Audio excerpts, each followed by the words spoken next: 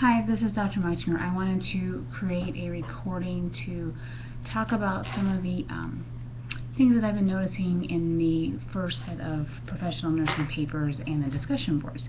So first I wanted to make sure that you guys were aware that you need to be using the pocket guide APA style manual. There was a considerable amount of people who had multiple errors in APA, which with the first paper I'm willing to address and work through, and I'm going to send everybody a quick guide to key things that were missed in the first paper. So look for that attachment with your papers as they're graded. I wanted everyone to know that I'm actually hand grading all of the papers this week, and so you'll see comments that are handwritten in. If for some reason you can't read them, please make sure to email me so that way I can clarify. It's important that you not use first person in your papers, and what I mean by that is in APA papers we do not say things like I want to be a professional nurse or professional nursing is important to me because. APA papers are very formal in tone and nature, so they need to be reflected to say this author thinks or in this author's organization. So I did not take points off for the use of first person in the first papers, but moving forward this will be counted as part of the APA formatting requirement, and I will deduct points for using first person moving into week 2 and on. The second thing that I wanted to make sure that people were aware as they were preparing for their discussion board posts is that it is not acceptable to post the minimum amount of posts and expect the maximum points. So if you're only posting 3 posts for the entire week, you're going to get the minimal grade, which is probably a 70%. To be able to get a maximum points, which would be the highest on the rubric, the expectation is your initial post is very substantial, which means you're addressing all the key points of the question that was raised.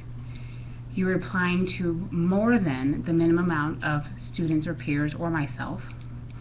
That your responses are substantive in nature, which would include additional resource or literature in at least one of those additional posts. If you're not doing those things, you're not going to get the maximum points for your discussion boards.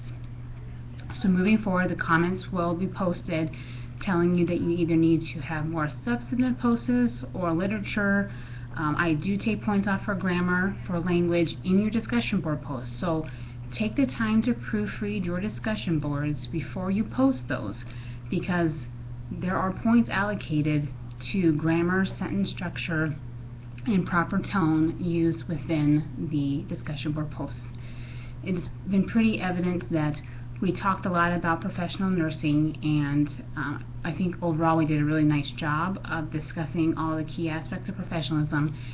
But you also want to look back into your syllabi, and then actually as a program outcome, professionalism is also in your writing.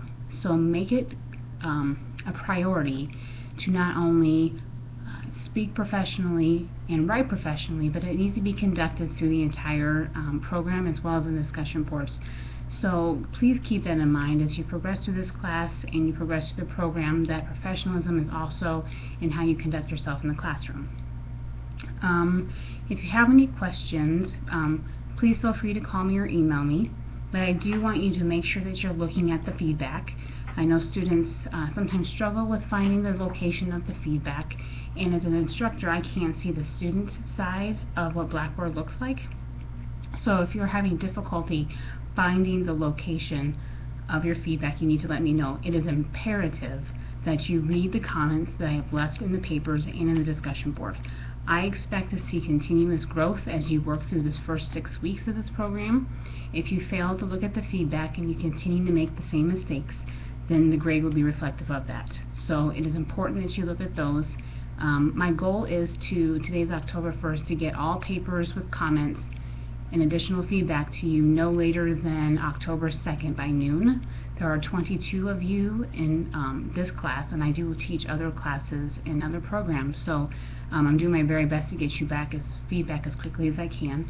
Like I said, if you have questions or comments, concerns, difficulty with technology, please let me know in advance. Do not wait until Monday at 5 p.m. to contact me. So I look forward to working with you. If you have any concerns, please let me know. Thanks.